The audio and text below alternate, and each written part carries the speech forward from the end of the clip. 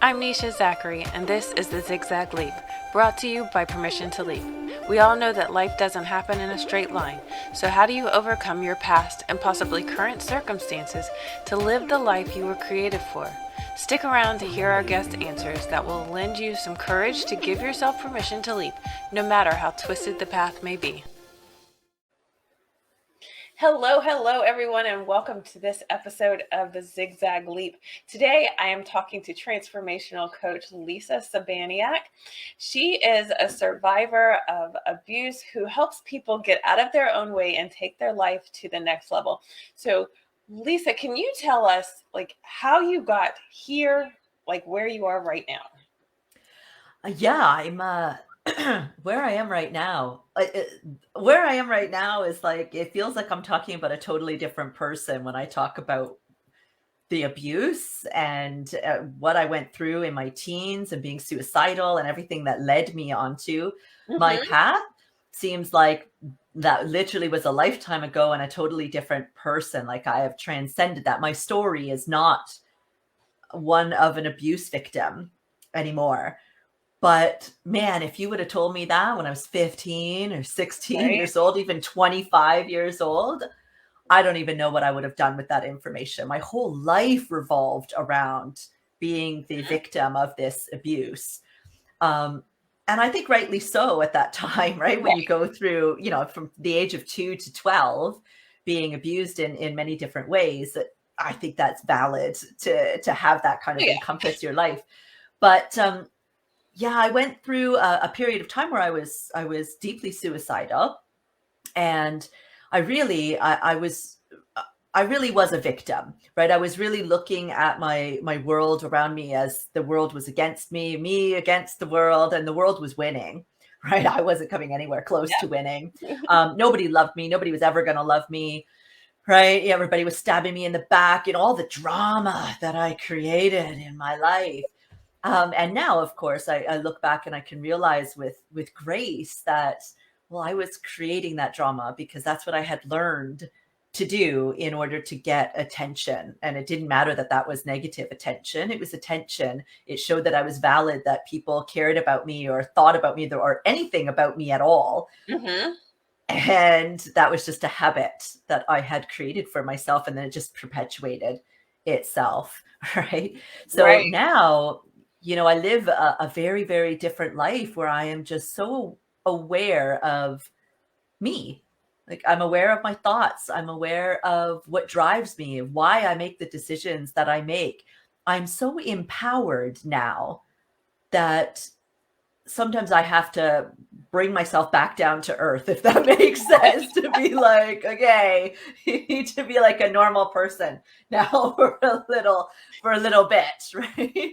But sometimes I don't understand how other people don't have this same kind of awareness. And those are the days that I have to sit back and remind myself what that was like to be that suicidal 18-year-old girl who really wanted everything to end because I was in so much pain. Right.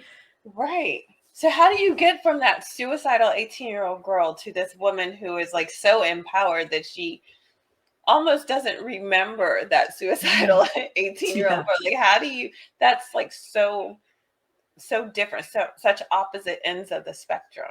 Yeah. I think the biggest advice that I would have is to listen. Right. Somewhere deep down inside of you, know that you deserve better than this. You know that there is better than this. And that little part of you that says you don't want the life to end, you want your pain to end. Those are two different things, right? Listen to that voice. And when that voice starts to share that change needs to happen, listen. And when you start getting opportunities presented to you to recognize the things that aren't working in your life, listen. When the opportunities come to show you, look, you can go down this path. You can do this work. You can take this person up on their offer to help. You can, whatever it is that's coming up, there are always opportunities that deep-seated part of yourself is trying to show you, trying to present to you, trying to give you that lifeline. So listen.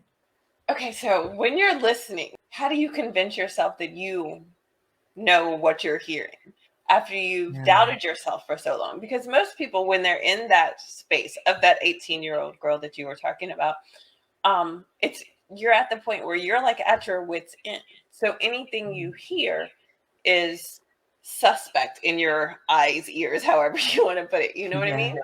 So how do you get the strength to, or the wisdom, discernment, whatever it is, to listen to that voice and then start taking those action steps to follow?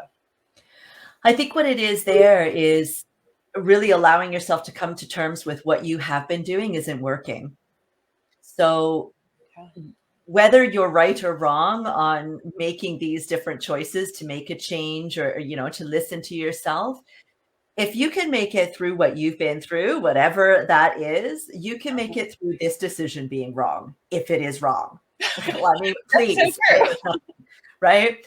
But if you don't take that chance, then you Mhm. have one guarantee, and that is this is what life is going to be like. Right? What it is like right now is what it's going to continue to be like if you don't make some changes, if you don't start to try to trust yourself, if you don't try to not step outside of your comfort zone, because if you're in that space, that is way too scary, but just start looking for where the edge of the comfort zone is, right? Where does it even lie?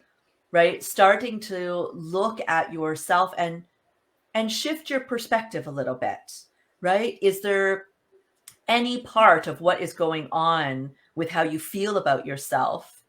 Is that at all possible that there's an opportunity there for you to see it differently?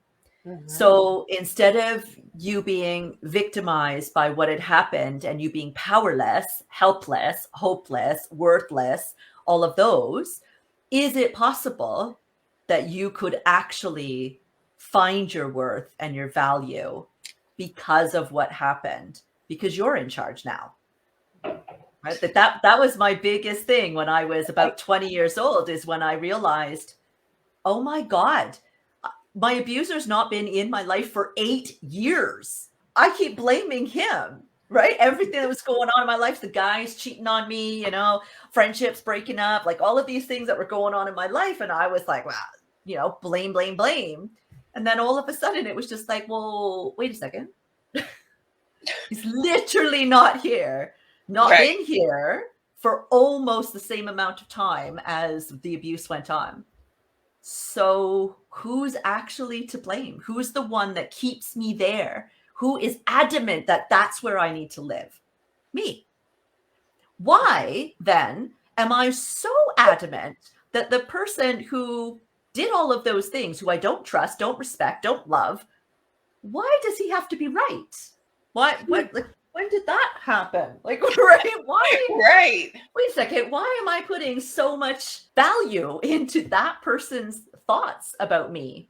Why did the way he treated me, one person in my whole life, why does it matter how he treated me and everybody else doesn't matter?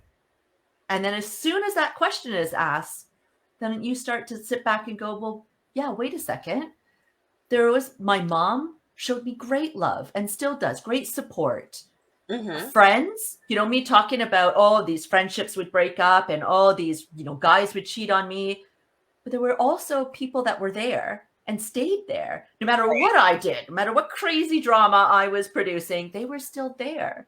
They didn't even know my story. They didn't know why I was doing any of this, but they just knew that they loved me and that they would hang tight through thick and thin. Why was I not looking at that? Why was I not appreciating that and counting that towards my value? Right? Is it possible I was wrong? Is it possible that my thoughts about what this one person on the whole planet thought of me was wrong? Wow. That's awesome. Okay, so given this new clarity that you have, like by asking this question, I have to wonder, what is your definition of permission? For me, permission is acceptance, or more accurately, the absence of resistance. Ooh. So for me, I accept what is happening right now in this moment of my life. And I also go back and I accept all the other moments of my life and where I was and what tools I had in my bag of tricks and how I coped and what I did, the good, the bad, the ugly, I accept it because any amount of resistance, oh, I wish I didn't do that. Oh, I wish I could have done.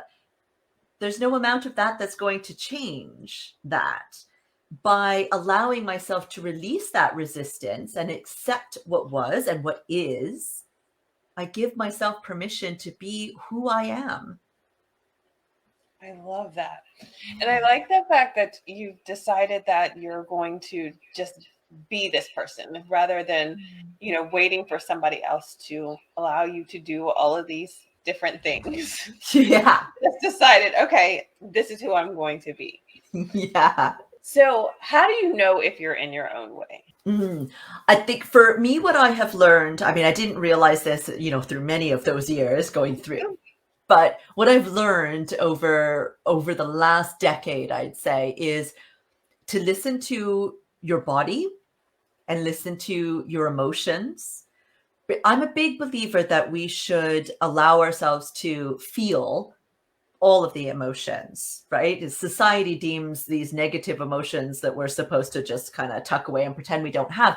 And I think that we deserve to allow ourselves to feel all of them. And when we notice that we are feeling an emotion that is not where we want to be, that's a really great indicator that we are not where we want to be. Right. When our body is expressing pain or, being sluggish or maybe getting ill on a regular basis or things like that. Also a sign energetically, I feel, that we're not where we want to be. And if we're not where we want to be, we're the only reason why. There could be lots of other people that are involved in making decisions and whatnot. You're going for a job promotion and somebody else has to make that decision. But generally speaking, we have no control over anybody else. You only have control over you. So regardless of what other decisions other people might be making that might be impacting you, if you are not where you want to be, this is where you look, right? In the mirror at yourself.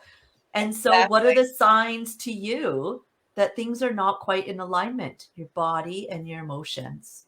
For me, that's a huge thing. So like when I'm doing my yoga poses, one of the first things, like I'll stop in the middle of the day and I'll do like a tree pose. And if my tree starts wobbling, it's like, okay, I am out of balance somewhere, because your body is going to tell you like whether you're okay, or if there's something out of alignment. You'll know in your body before anybody ever tells you or confirms it or anything like that. So I totally agree. Absolutely. I have a question for you, because you posted something on Instagram about toxic positivity. Oh, yeah. This is one that I really need you to clarify, because when people are thinking, okay, I'm going to get out of my own way, so I'm going to be this positive person and I'm going to do all of these things, it can almost come across as a false positivity. And can you explain what toxic positivity is, and then we'll go from there? Yeah, it really is a false positivity, right? It's the idea that you're not allowing yourself to actually feel and express all of the emotions, but rather you're picking and choosing and being like, oh, well, people will like me, or I'll feel better, or I'll know I'm moving in the right direction if I'm happy. And so anything else that's not happy is just like, oh no, that's fine. Right. And you literally mask over the sky falling in your world for whatever is going on. Be like, everything's fine. Right. That is not being, emotionally intelligent, really. That is literally blocking what you are feeling because you assume that you're supposed to be feeling another way, which means you're judging yourself against others again, right? So yes, I do understand. I went through this phase myself as well, because I was a very, very negative person. And then I had to learn to become positive. And so in that, there were definitely times where I would have been toxically positive. But the key is awareness, right? Bringing awareness to it. Again, allowing yourself the grace to feel how it is that you feel in that moment. And then realizing, all right, there's something that's going on that is not fabulous in my life. I'm going to allow myself to acknowledge the fact that this makes me feel crappy, whatever it is, right? But I'm going to choose to look for something positive in this experience. Now, it doesn't have to be something, there might not be an actual gold nugget in there that you're going to find, but perhaps it's something like, you know what, this actually highlights an area of my healing that I didn't even realize was still there. You get triggered by something, for example, right? Mhm. And be like, okay, I'm going to allow myself to feel those emotions. And then rather than chastising myself about it or putting on a mask and this big smile that is really fake, I'm actually going to go looking for something positive here. And by looking for it, you're expecting to find it, right? Those two things go hand in hand, which means that you can see an opportunity exists in this situation that is not lovely to experience. So you can acknowledge that it's not lovely. You can be looking and expecting to find something that is more positive. And Mhm. just in that action, you find that you have a positive outlook because you're actually looking for, well, what lesson can I learn here? Or how can I grow or heal? Or what is this highlighting in my own life? Or whatever it is, it doesn't even have to be something major, Mhm. something just little. It's totally fine. So it's about changing your perception of your world, of what's happening in your world, in you, and your place in your own world. And I think that's the thing. It's like we don't take stock of where we fit into this world that we have created. And if we don't fit into Mhm. this picture of the world that we have created, then we try to adjust ourselves Yeah. to fit into that world rather than adjust our perspective of the world. Yes. So it's Yeah, go ahead. exactly. Two people watching this interview are Mhm. going to walk away with two different takeaways from it. They watch the same two people at the same time saying the same stuff, right?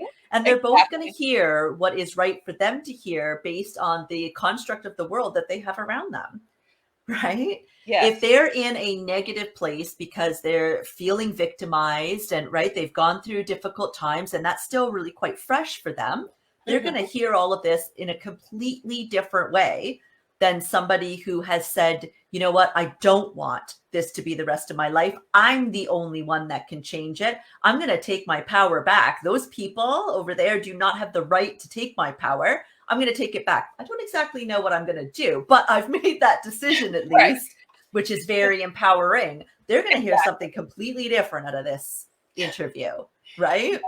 And that's the thing about these zigzag leaps. Depending on where you are, you can watch the same thing on each twist and turn, and you'll get Mm-hmm. new information that can keep you going. So it's like Yeah. reading your book. We were talking before about, the story at the beginning versus the story at the end, or like the transformation part of the book. And it's like, that there has to be a transformation, otherwise there wouldn't be a book. But Mm-hmm. if you stop at just the story, so if you haven't decided to do the healing, if you haven't decided to do the work and change your perspective, then you don't get to the second part of the book. You're stuck in the Yeah. beginning all the time. It's a perpetual cycle of like frustration and Mm-hmm. blame and shame and all of these things, and you Mm-hmm. never release yourself to the second part of the book. Yeah, exactly. Exactly. When people come to you, Mhm. what do you want them to get out of the experience of working with you? I want them to find that love of themselves that's deep down in there, that acceptance, that respect for themselves, right? I want them to feel the love that is inherent in all of us. It's our divine birthright to feel that love of ourselves. That's what we're going after here. I like that you said it's a divine birthright. Mhm. Because I don't think a lot of people feel like that, because your story is not a singular story, Mm-mm. unfortunately. No. And so I don't think a lot of people feel that is a birthright. I feel like they may feel like it's something that they have to earn, or something that they have to do something in order to get that, as opposed to you were born simply for love. Yeah, exactly.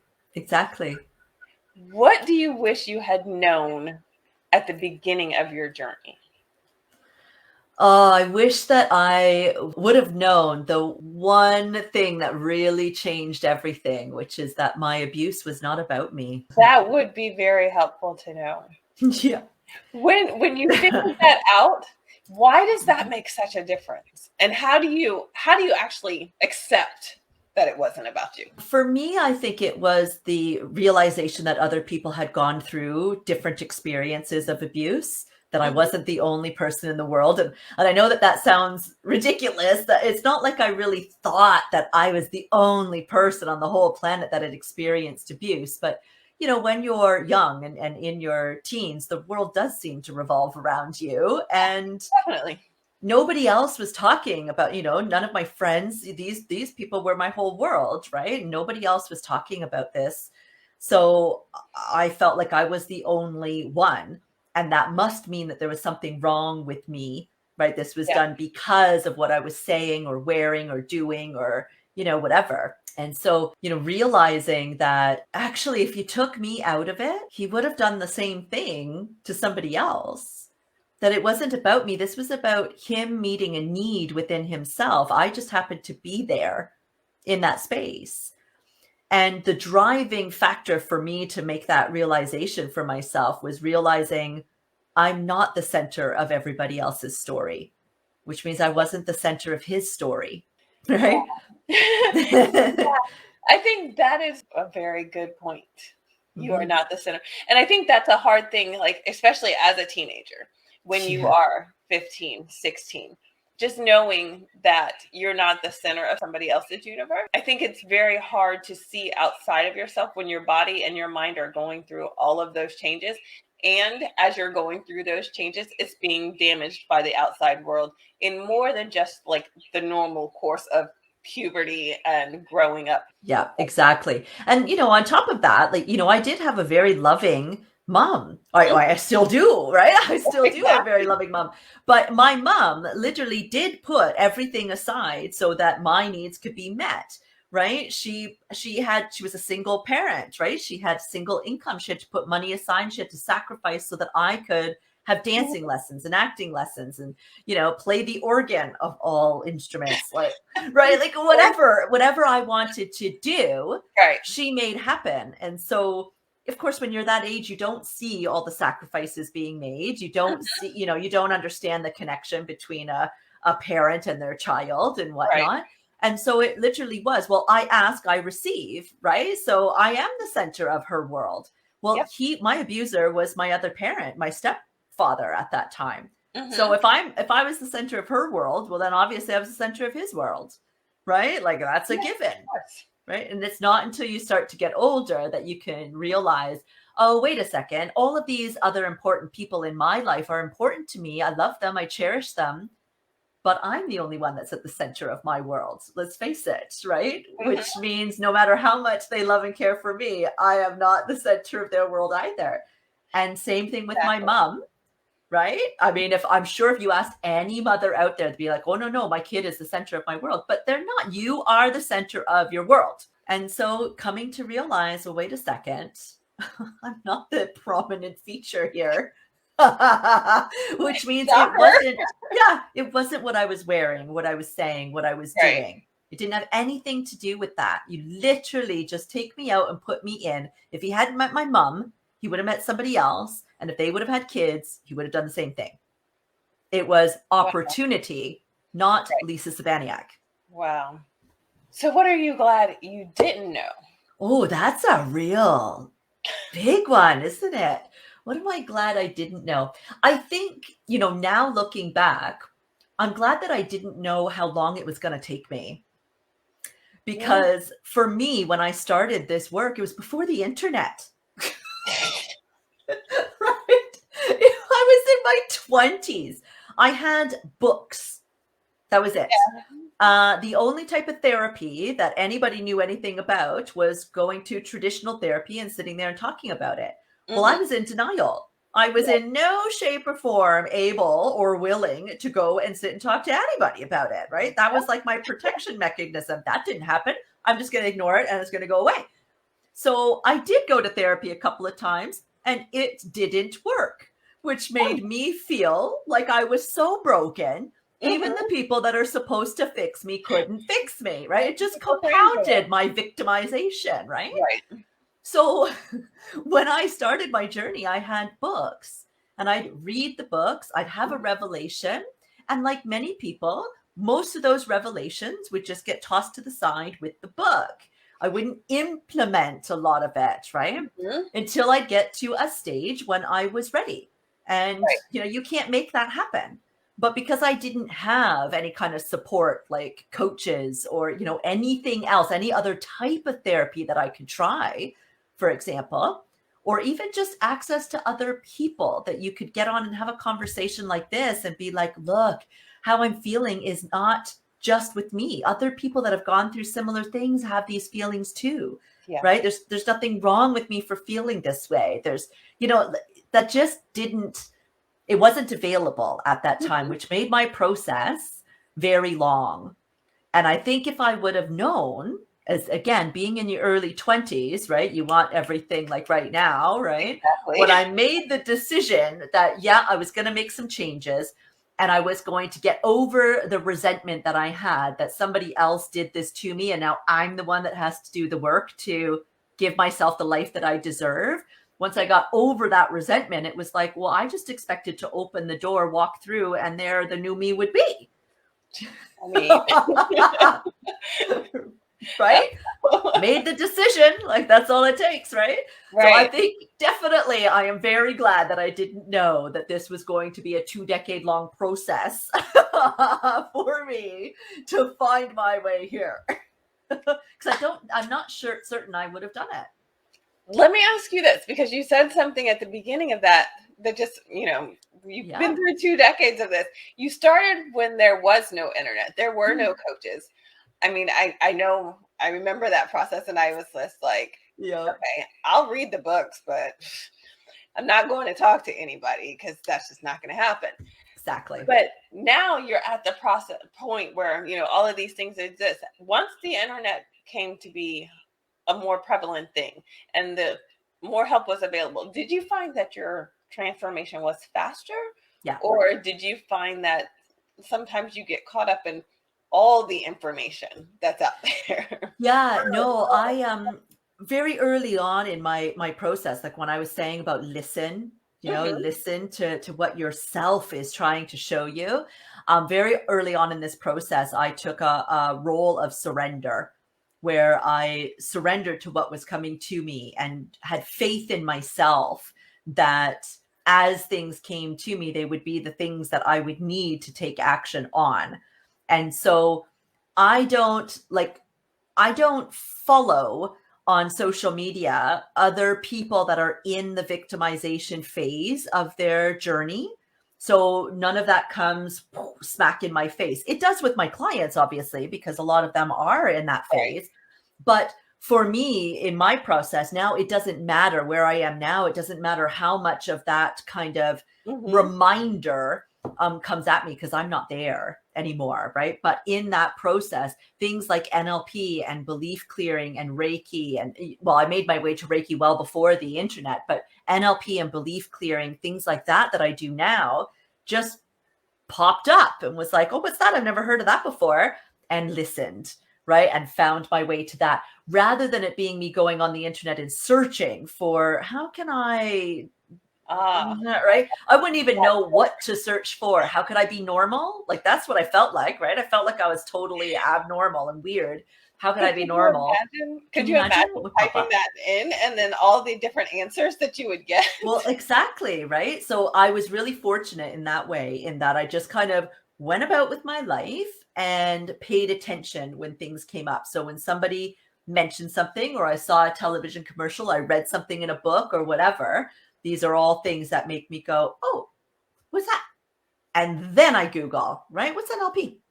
Ooh, right. And then once I learned that, I was like, oh my gosh, I these like are all the same things that I've already taught myself through these books, that. but Hmm. with strategies to actually bring somebody else through with their unconscious mind. Must learn that officially. So where do I go and learn that? Right, these types of things. And of course, there's lots of things along the way that when they did pop up, I went and took a look and went, no, I don't feel like I'm resonating with that. Interesting. Glad I learned, what it is. See ya, and move it aside, right? I like that you were able to distinguish between those things that were opportunities and those things that were distractions. Because Yeah. sometimes opportunity Yeah. or distractions look like really good opportunities. They do. They so do. It's so easy. Can you tell us about your book? Like, what's the name of it? Where can we get it? Oh, yeah. I'll show you. I've got a copy here. It's called Survivor to Warrior. Yay, you can change your life. That's supposed to be little girl me, and that's supposed to be me now, the warrior, bringing her through the gateway. And so it is not a book about abuse, although I do start out with, for context, about my abusive childhood, so people understand as they make their way through the book and all of the strategies that I implemented and lessons that I learned along the way in my recovery. They Right. can understand, just how profound those were and what the kind of recovery it has been. But other than that first chapter of outlining what type of abuse we're talking about, the whole rest of the book is about how I became the warrior, right? How abuse no longer is my story, right? The warrior is my story. I love that. Why do you choose the term warrior? I think, sometimes people look at warrior and think, oh my gosh, you're constantly in a battle, you're constantly fighting, right? Mhm. And I totally understand that, but that's not what resonates with me with warrior. Okay. Warrior to me is that person that stands tall in their own skin, right? A warrior to me is the one who loves themselves, respects themselves, accepts themselves, not just now, but can look back in the past and say, I love her. She did the absolute best that she could, right? Grace to her. I send her all of my love, right? Instead of the judging and instead of the comparing and instead of all the hate that we send to ourselves all the time, Mhm. the warrior is the one that says, I don't care. I don't care that I did all of those things. I love me for who I am and what I felt I needed to do at that time. And I understand her and love her. That's awesome. I like that. Because I do know that a lot of people feel that battle, that tension. But I can see it, like when you say it, you have this piece about you. So it's like there's something different there. I just needed to know what it was. Yeah. It's love. It is love. Okay, so you have a 3-day masterclass. Yes, Um, I do. can you tell us what that's all about? Yeah, so I developed a program that is a year long. It's literally a 6-month program that I allow people to stay in for a full year so they can run through it twice. But for something that is that big of a commitment, you need to kind of know what you're getting into and see if that resonates for you. So that's the idea with the 3-day masterclass.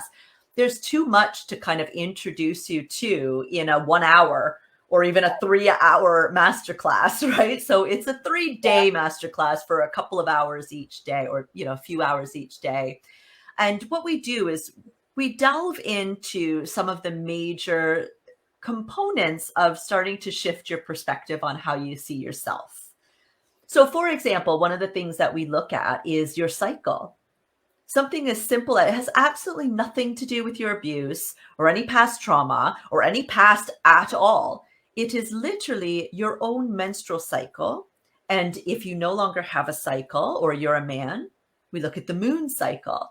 They're the Mhm. same. They have four patterns or four phases within that month. And in each phase, you have a different mood. You have a different food craving, a different type of exercise that you resonate with, right? You have a different level of productivity. You have a different level of socializing that you want to do, right? And it's about learning what your cycle is, where you're at in your cycle, so that then you can better plan your life so that you don't set yourself up for these times when you make a commitment. I'm going to do this social thing because you're planning it when you feel social. And then when the thing comes, because it's a week or two later, you're like, oh no, I'm letting everybody down. I just don't feel like it. And you end up canceling, right? Instead of doing that, you can learn how to honor yourself and set yourself up for respecting and accepting where you are now, which allows you to love yourself. right? So it's about learning to do all of that. Like, New Year's resolutions now, how many people are planning on better lifestyle habits, wanting to lose weight or at least change their diet, add more exercise? And most times people just assume that when you don't keep up with this, you're lazy, right? That's a mental chatter that we start to say to ourselves. Lazy, I can never keep up with anything. I'm so stupid. How did I, like all of this kind of stuff? That's not what love looks like. Right? What love looks like is you realizing, well, I'm trying to eat the same diet all month long. When in my cycle, I'm going to have a week where I'm going to want more grains. And I'm going to have a week where I'm going to want more fruit. So how about I take that diet and I plan it accordingly so that I'm still on this new healthy lifestyle kick that I've decided to be on, but I'm giving myself the best opportunity so that then I can be like, I see you. I see what you've done there. Look at you doing this, right? You raise your confidence, you raise your level of pride in yourself, and you raise your acceptance and respect and love of yourself, right? Something that simple. Nice. Yeah, right. And it has nothing to do with your past. You don't have to worry about triggering yourself with anything, right? Reliving anything, being emotional, anything at all. It's a nice, easy kind of intro to, wait a second, I can just set myself up for success here in a really simple way. That sounds really, really simple. This is the perfect time of the year, it seems, to start something like that, because it's easy enough that you can adjust it with the flow of things without having to make a full-on commitment. But once you get into the pattern of, the 4 weeks, you're already in there. Exactly. It takes a while because it's habit, right? All habits take a while to implement. But once you figure it out where you are in this cycle, yes, it's going to be work for probably the first 2 months to kind of really track where you are and be like, yeah, I'm definitely in this phase. I'm going to honor myself and do this and this. But once you start to get used to that, it becomes more about just listening to yourself. So if you wake up that day and you're like, oh, I'm supposed to do heavy weights, but I feel like yoga. Well, then it doesn't matter where you are in your cycle. Listen, do yoga, right? Exactly. Who cares? Do what your body is telling you to do, right? She knows best. So it's setting you up to listen. That's perfect. Okay, so where else can everybody find you? So the best place is to either find me on social media on Instagram, which is Life Like You Mean It with a little underscore between each, or to be honest, I'm the only Lisa Cybaniak on the planet. So if you go on Instagram and you just put in Lisa Cybaniak, it will come up. But also you can just head over to my website because links to all my social media are there as well. So it's lifelikeyoumeanit.com. Perfect. So I will make sure that all of this is in the show notes. Lisa, thank you so much for joining me. It was amazing talking to you today. Thank you so much for having me. Thanks for listening. If you enjoyed this episode and you'd like to help support the podcast, please share it with others, post about it on social media, or leave a rating and review. To catch all the latest from Permission to Leap, go to permissiontoleap.com and subscribe to our email list. When you do, we'll send you a digital leap guide. Thanks again, and talk to you next time.